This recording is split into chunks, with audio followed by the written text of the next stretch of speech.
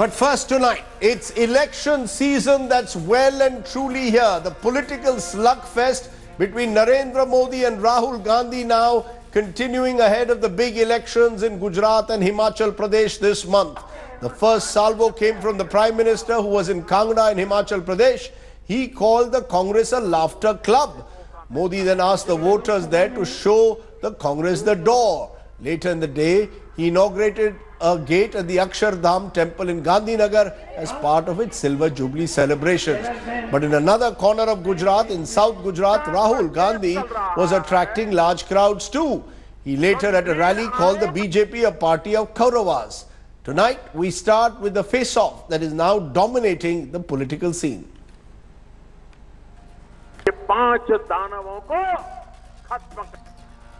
As the date for the much-awaited elections nears, the state of Gujarat is hitting the headlines. This time it's not just for its so-called Gujarat model of governance, but the fact that 18 infants have died in just 3 days at the Ahmedabad Civil Hospital. It's a reminder of a darker side of the Gujarat model. Let's take a look at a report that often doesn't get covered amidst the glimmer of figures. Gujarat, often in the news for its highways, industries and business-friendly governance, hit the headlines for the wrong reason last week. 18 infants died in 3 days at a civil hospital in Ahmedabad. 9 of the deaths took place on Saturday in a span of a few hours. Doctors say the children were underweight and vulnerable and did not die because of any lack of medical facilities. It is this side of Gujarat we don't hear much about. Its figures in key indicators leaves much to be desired when compared with Karnataka, another rich big state which is going to polls next year. The state is 17th out of 29 in infant mortality rates, recording 34 deaths per 1,000 compared with 28 in Karnataka. The mortality rate among kids under the age of 5 is as high as 39 in Gujarat against Karnataka's 32. And 39% of children in Gujarat are underweight compared with 31% in Karnataka. It is ranked 25th out of the 29 states. Contrast this with the high growth clocked by the state. The famed Gujarat model of governance has ensured rapid industrialization. The state is the 4th richest state in the country on the basis of gross state domestic product. It is the most industrialized in terms of output and second in terms of gross value added. Gujarat also has the 5th highest per capita income in the country, almost equal to Maharashtra. Prime Minister Narendra Modi has showcased the Gujarat model in all his election rallies right from his Lok Sabha campaign. In Karnataka recently, the PM said the state was itching to join the development wagon like the rest of the country. So if you want to compare Gujarat data with other state, then you have to compare it with either Jharkhand, Chhattisgarh, Madhya Pradesh, like that states. As campaigning continues, the Gujarat model of development will increasingly come under scrutiny. His rivals have started pointing out the inadequacies in policies pushed by governments headed by the BJP over the last 22 years, which have left Gujarat lagging in human development indices. At some point, Gujarat model of development will have to course correct. With Jumana Shah and Gopi Manyar in Ahmedabad, Bureau Report, India Today. Those two images of Gujarat, and I'll play them in a double window. One of the progressive Gujarat, the other of a Gujarat where infant mortality remains 25th out of 29 states. Gujarat is among the worst when it comes to infant mortality. And yet on the campaign trail, what are we seeing in Gujarat and Himachal Pradesh? Attacks by Rahul Gandhi and Narendra Modi on each other. Listen in to what the two leaders are saying on the campaign trail. हम पुरानी कथाओं में पढ़ा करते थे, सुना करते थे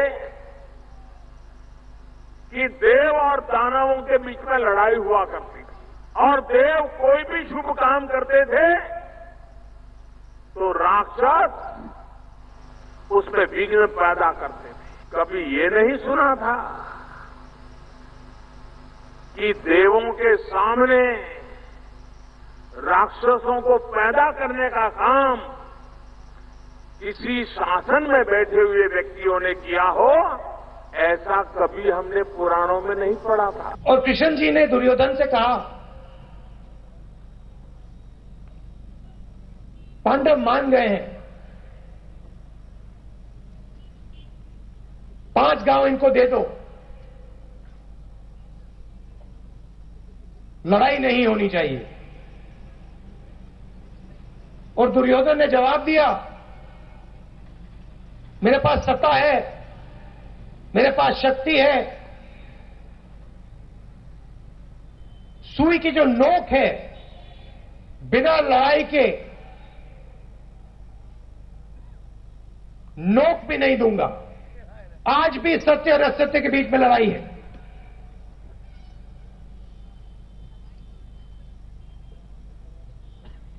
कौरवों के पास बहुत बड़ी सेना थी,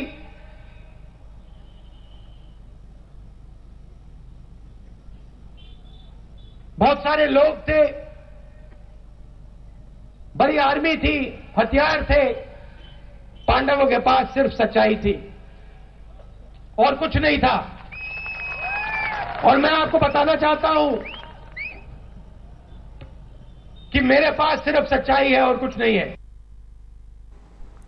Okay, so the battle lines being drawn, but I want to play those two images that are my top focus today, because these are the images, one of infant deaths in a hospital in Ahmedabad, 19 deaths in the space of 48 hours. On the other side, the gleaming images of a Gujarat on the rise. Which is the real face of the Gujarat model is what I'm going to raise at a time when elections are drawing ever closer. The big questions: why are child deaths so high in a rich state like Gujarat?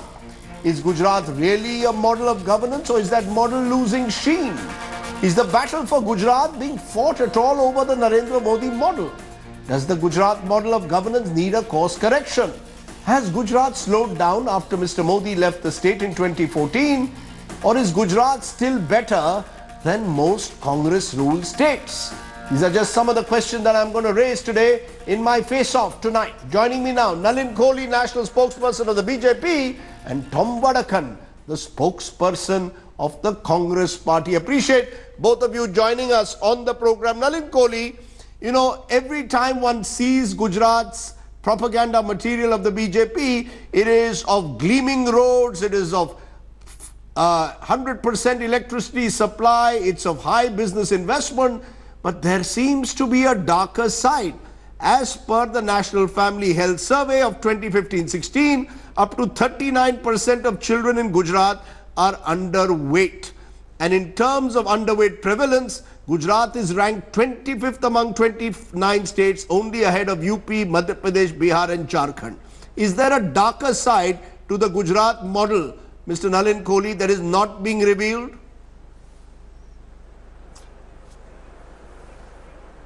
No, no, not at all, Mr. Sardesai.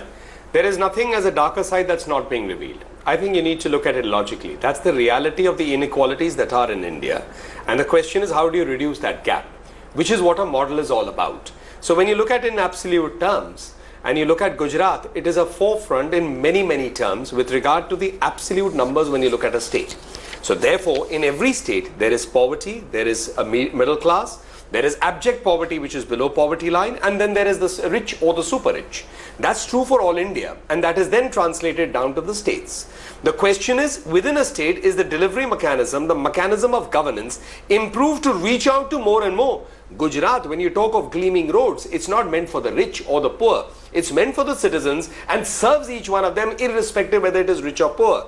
Is the delivery mechanism making sure that the funds that are meant for development, are they being utilized in an efficient manner and not disappearing? Because there are states in India, Congress-ruled states particularly, where at the end of the day, you don't have roads. I can talk of, say, Meghalaya, where I'm in charge of that. There are wooden bridges even after 10 years of a Congress rule. Wooden bridges. I didn't know last when I saw them in my life. And I see them in about 60 of them in one part of Meghalaya. So therefore, the point that I'm trying to make is there is no hiding of it. This is basically a model that reduces the gap, that makes sure that those who are in abject poverty are lifted out at a faster pace. And Gujarat, on those indices, has been a well-scoring state under the BJP, first under Prime Minister Modi, and then after he became first under Chief Minister Modi, and after he became the Prime Minister, certainly that model continues. You're saying there is a model, but this side of the model, the pictures that I'm showing on the screen at the moment, UNICEF last year said 41.6% of Gujarat children are stunted. The state at the moment, when it comes to infant mortality, is ranked 17th. When it comes to underweight prevalence, is ranked 25th among 29 states. I'll answer that. Are you willing to concede that there is another side to Gujarat shining that you haven't disclosed to the world, that hasn't been part of the political propaganda, that you need to work on? It's not all milk and honey. It is milk and honey. But if you ask me that the entire task is over, no, sir. The task is always unfinished because there is always work to do. And those who have to work, they know that they have to keep working. They don't need to take foreign jaunts for introspection or suffer from political infancy and come out with profound statements. But now that I've made a point which didn't drive home, then let me give you another example. Is there a darker side, for example, and it's not an accusation, sir, a darker side to looking at, say, a channel where a CEO earns X and somebody down there can't afford a mobile? So therefore, differences are not to be seen as a darker side. They have to be narrowed. They need to be brought to a level where the basic minimum is far above a larger thing. The inadequacies have to end. But for the larger number of people, is it ending? Gujarat model confirms, yes, it is ending for a larger number. Is the agenda over? No. That's why we seek to continue working. And is it better than the Congress years in power, no Mr. question about it. On every index, because Mr. Rahul Gandhi, last sentence, 30 years Mr. Gandhi and his family have represented personally and they can't even develop one constituency, Amethi or Raebareli, and they talk about developing. That is the truth. So if Mr. Gandhi, Rahul Gandhi has the truth, he should begin from his track record in Parliament. He should begin with his track record in Amethi, and he should show the model of Amethi, where there are no roads, where there is no hospitals in Raebareli, where after so many years of being represented by no less than the first family of the Nehru-Gandhi family of the Congress party. You know, you are therefore contrasting in a way the Gujarat model with the Raebareli model, and I'll come back to you, Nalin Kohli, in a moment. But Tom Vadakan, respond to what you're hearing from Nalin Kohli. He's saying it's all very well for the Congress to point fingers at the Prime Minister in the Gujarat model. He's turning instead the spotlight on your leader and the Raebareli model. He says, look at Raebareli, look at Amethi, where the figures in development terms are appalling. Raebareli Amethi model. Yes, so the Raebareli Amethi model is what Nalin Kohli is pointing a finger at. Your response, Mr. Tom Vadakan, to what you're hearing from the BJP.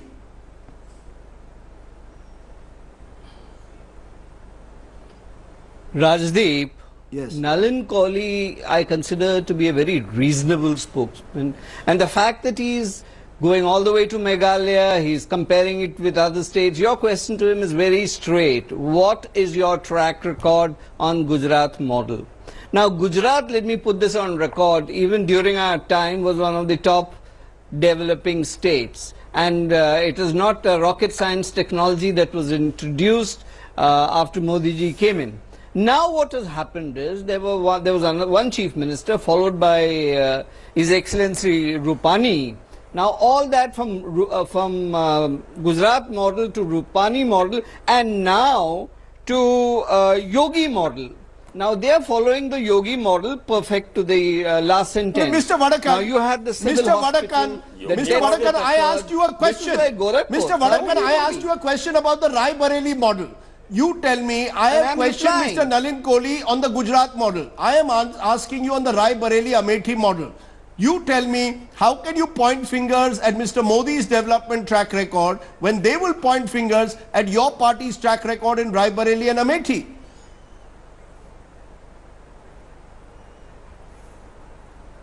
I want to invite Mr. Kohli to the railway stations in Raebareli and the other constituency you mentioned. You go to Surat railway station, I'm giving you a model. Amethi, you have rats running around. I mean, even today, you go to the roads, the plight of roads in Gujarat, and you're comparing Raebareli, which is under the UP government. They have stopped development work since they took charge, and there were other states, governments there. The Member of Parliament has a limited fund. That limited fund during this period has been only given to these constituencies. Not a penny has gone elsewhere. We have not diverted funds into that constituency because Prime Minister happens to be from our government. The rule of law has been followed. As far as money being sent to Gujarat, let me tell you, during Manmohan Singh's time, they were given top priority so that there was no question of any partiality questioned. The development of Gujarat was good, has been good, but yes, now you have a yogi model of development which Mr. Kohli needs to explain. Mr. Yogi goes there this yogi model. Mr. Vadakan, just a minute. I want to Mr. Vadakan, please. Now, let me focus on facts. We are trying to have a serious debate on a serious issue. We have seen that on most issues concerning social indices, Gujarat doesn't match up to its performance on economic indices. That's the question I'm posing to Nalin Kohli, because there are elections today in Gujarat. Your government, Mr. Modi and Mr. Rupani are saying that Gujarat has got Vikas under the BJP. How can you have Vikas when there is infant mortality of such high numbers, when you are 25th ranked there, when there are key health issues that should concern the people of Gujarat? Which is why, Mr. Kohli, are you in a sense not accepting the darker side of the Gujarat model? I'm objecting to the use of the word darker side. What I'm saying is that that's an unfinished agenda. And I'm also then challenging on the counter, if you want to make a comparison on the social sector and the other indices, then what you need to do is, a fair comparison would be to pick up the Gujarat and compare it with, say, Congress ruled states or other states on a national average on different parameters, not just health alone. Where in one area we may be in Gujarat doing far worse than other states, but in many areas we are far ahead. So therefore, as I said in the beginning, and I repeat again, that it is a mixed model, it is a mixed thing. You have, the idea is to narrow down the gap and lift them up and bring them into the mainstream. Now let me come back on 3 or 4 quick responses. The reason that you will not speak, Mr. Vadakan will speak about roads, because then Karnataka will come where in Bangalore potholes kill people. Number 2 about Amethi. Sir, I have been to Amethi and I recommend everyone to go to Amethi once and see for themselves. 10 years of the UPA Congress rule at the center recently, in the last decade, about 6 years, including Mr. Narasimha Rao's government and before, in the decades of the 88 years to 9 years of a Congress rule, and see what Amethi is. I think it's an eye-opener. Okay. One thing you said about in terms of the railway station, perhaps the only reason why the railway station is good, you must be wanting people to migrate out of there, because your leader wants to talk about the Kauravas and the Pandavas. Not 5 villages are developed in Amethi under Mr. Rahul Gandhi and the Congress rule for so long. Okay, I'm going to leave it there, because this will now get into a tutu meme out of control. I just wanted to focus at the moment, and we will continue to focus on the Gujarat model, its positives and the negatives, and focus on those real issues ahead of the elections in the state. Thank you both very much for joining me at the top of the news today. My take, where do we stand? The Gujarat model has been cited as an exemplar of what other states need to aspire towards. Under Narendra Modi's leadership, Gujarat can claim leadership in key areas of infrastructure and business investments. But it isn't as if all of Gujarat is shining. The consistently poor infant mortality figures in particular should worry the Gujarat government. But it is unlikely in the heat and dust of an election battle, the real issues will be focused on. The persona of Mr. Modi could well be the central issue once again. Charisma often masks all else. A healthy debate is called for, though, on the Gujarat model. Is economic growth unable to coexist with healthy social development indices? And let me turn from there to our Get Real India story, because this story too often doesn't figure in prime time.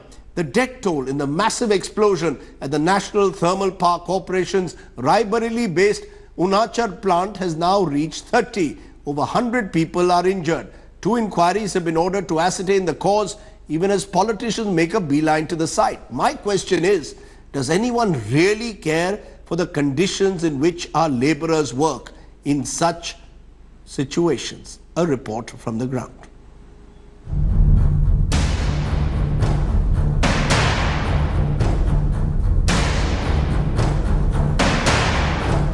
Till Wednesday afternoon, this coal-based plant at Unchahar was a record-holding one. Then, a massive explosion and all hell broke loose.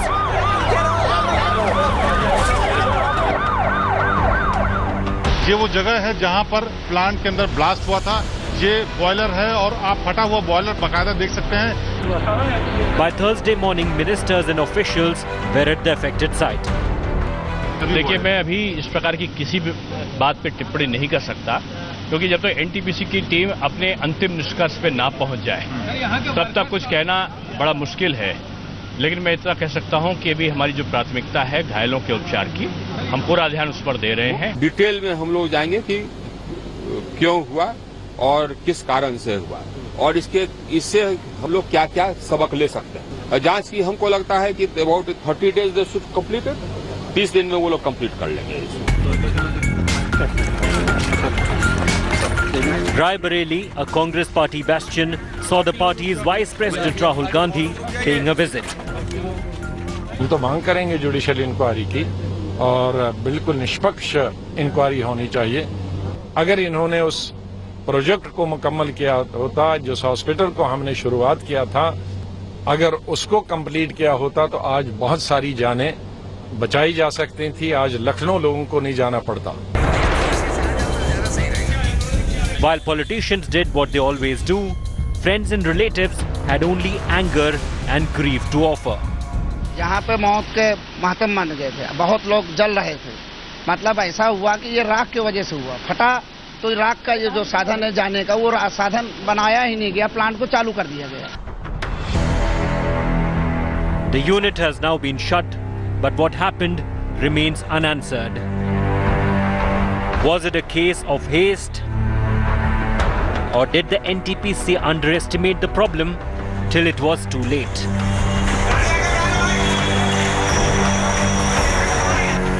Notwithstanding what emerges, lives now stand scarred.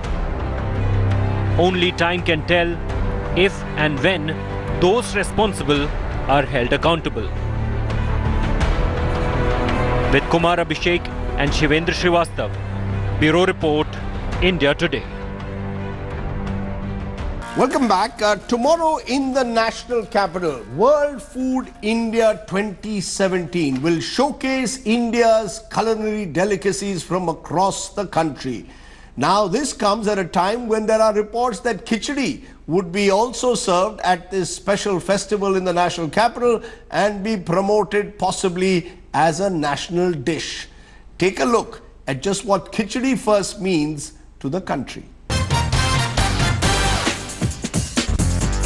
Now in the hunt for India's superfood, khichdi, a simple comfort food, has emerged as the top nourishment representative for Indians. The dish will be promoted as Brand India Food during the World Food India event in the national capital. Over 800 kilograms of khichdi will be cooked by celebrity chef Sanjeev Kapoor at the event to create a world record. India में जो हम खाते हैं, पूरे India को कोई चीज़ अगर बांधती है तो वो ऐसी सिंपल घर वाली चीज़ें ही बांधती हैं, तो इसलिए खिचड़ी से बेटर उसका कोई एग्जाम्पल नहीं है। The sudden elevation of khichdi has led to a big debate, with people taking sides on whether the dish is bland or delicious. I would be happy if the khichdi were declared as a national food of India. It's a basic food and a basic food of every Indian.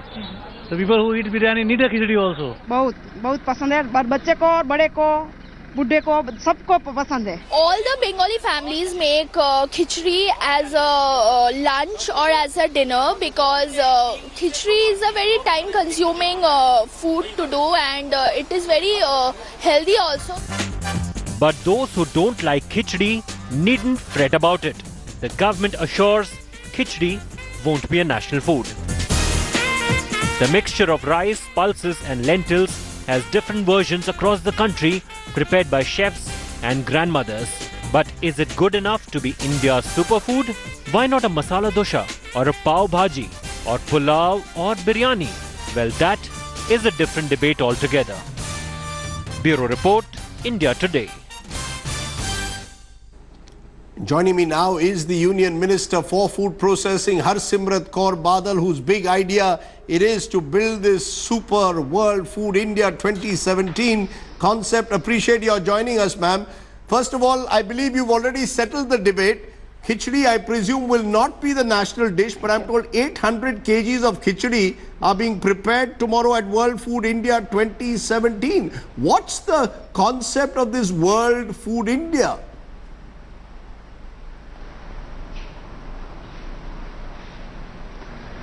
So Rajdeep, World Food India is the first of its kind platform ever to happen in India, where top global CEOs from across the globe are collecting over here tomorrow morning.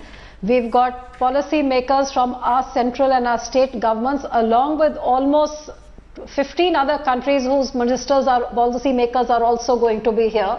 It's got stakeholders, captains of the industry across the entire value chain, starting from progressive farmers to retailers to processors, machine manufacturers. You can name it in the food value chain and they're going to be represented here.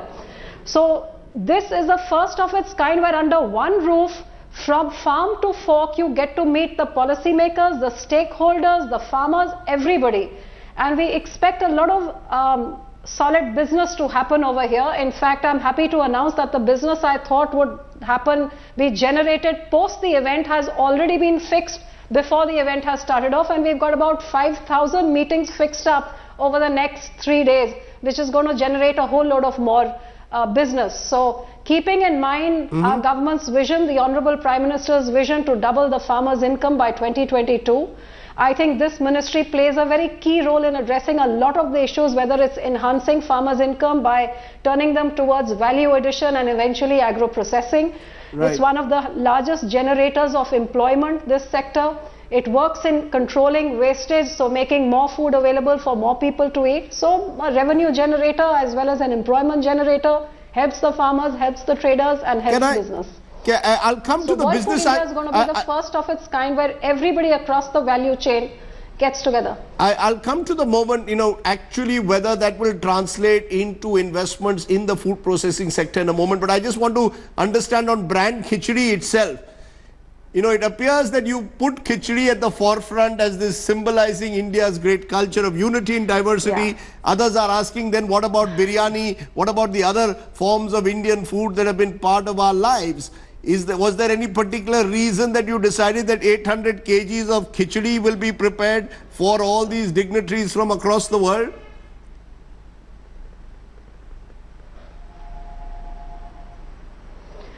Well, when we discovered the kind of interest that India was generating, I decided that when you go abroad and you ask people about Indian food, all they think it's an Indian curry or a butter chicken masala, whereas there's so much diversity in our cuisine from state to state, be it our beverage, our dessert, our food, our flavors. They're so drastically different to the neighboring state. So I decided, while in the food street we showcase our cuisines, but we need to introduce to the globe a new food which is so typically Indian that every Indian can relate to it, which breaks all caste barriers, all economic barriers, and unites everybody. Right. And at the same time, keeping in mind the global trends of how everybody is moving towards wellness and health food, it should have those qualities as well. So after racking my brains, the only thing I could really think of which is nourishing, which unites, which belongs to every Indian, and which can be declared as the next superfood for the world, and that's the good old khichdi, the humble khichdi. Right. Be it rich, be it poor. I mean, today there's a debate. The Bengalis are saying it's ours, the Gujaratis are saying it's ours, the Rajasthanis are saying it's ours. So that's the beauty of khichdi. Okay, I've got a minute to go, Ms. Minister. I just want to ask you, these actual business opportunities, 65,000 crores in investments you claim have been committed to the food processing sector, 40% committed by domestic players. How much of this is actually going to translate into investments on the ground?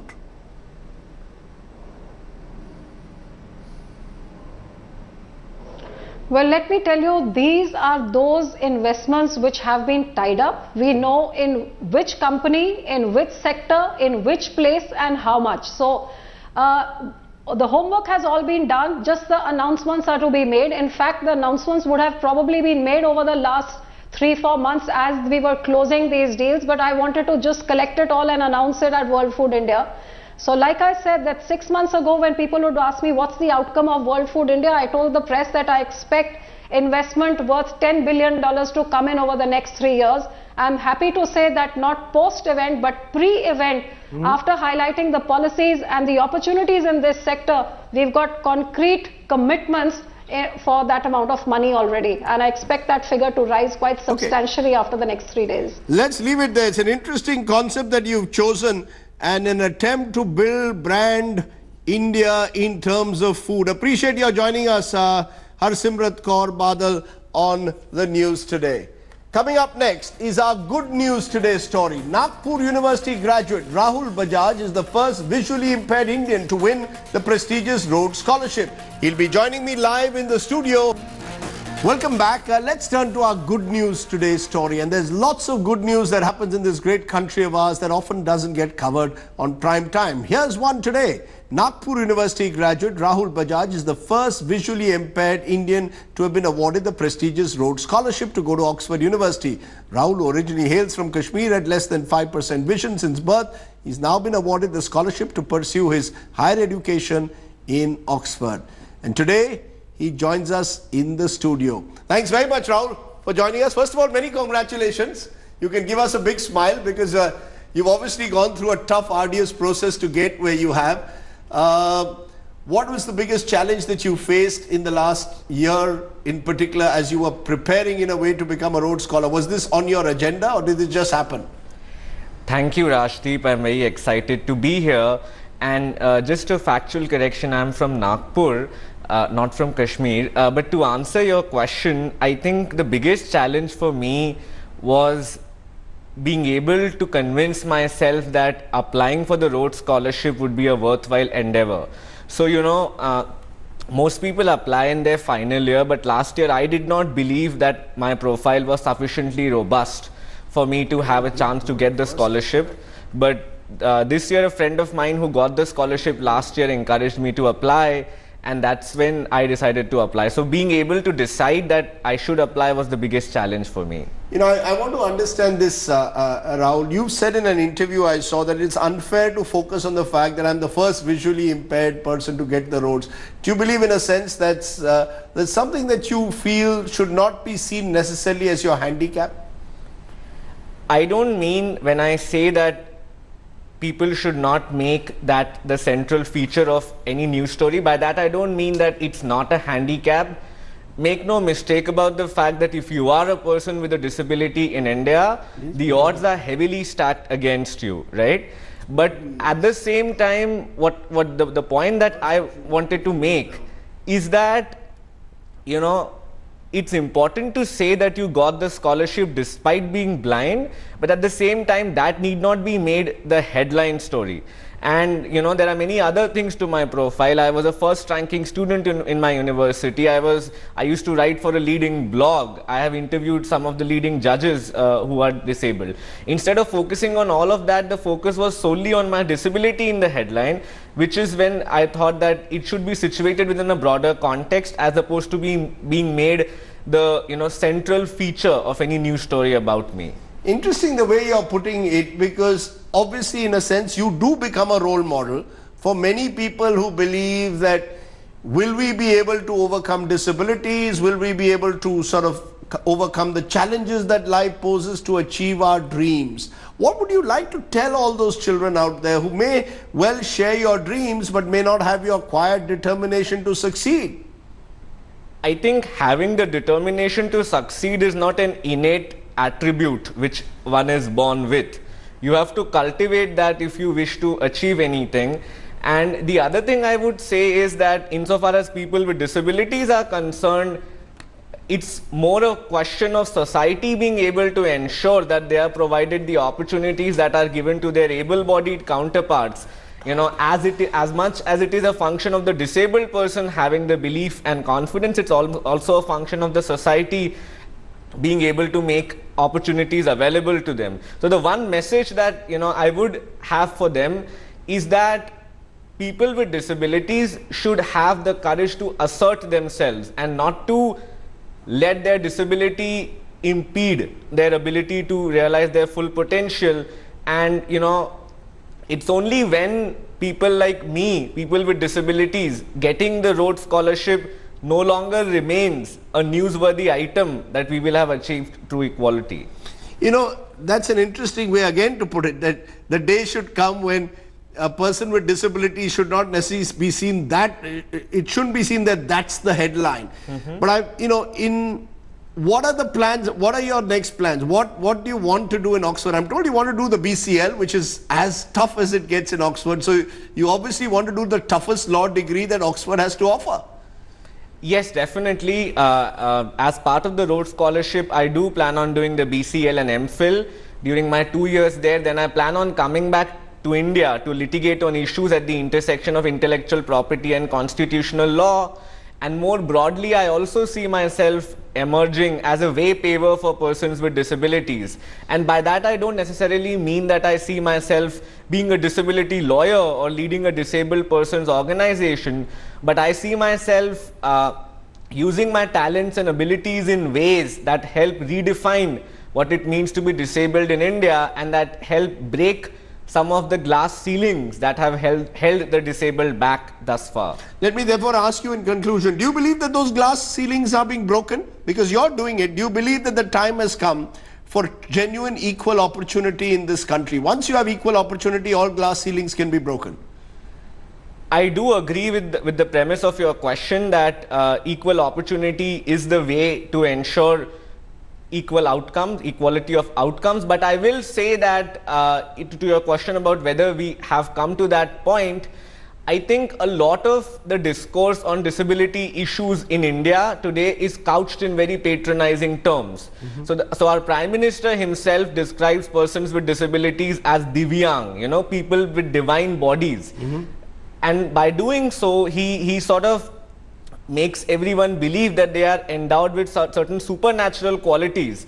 And in my view, that is no different from saying that a person has a disability because of a God-given curse, Right. So it's only when we decide to regard persons with disabilities as normal people, as our friends, partners, parents, family members, that we will be able to achieve true equality. And that this goes back to what I said about the news story, that the disability should be a part of the story, but should not be the central focus of that person's life. Well, that's a good way to put it, Rahul. You've broken a barrier.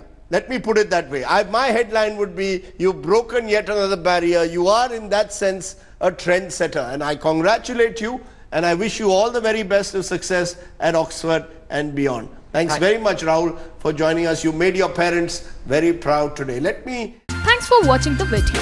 For more such news and updates, please like, share and subscribe to India Today. Also check out our other great videos from our channel. We know you would love to.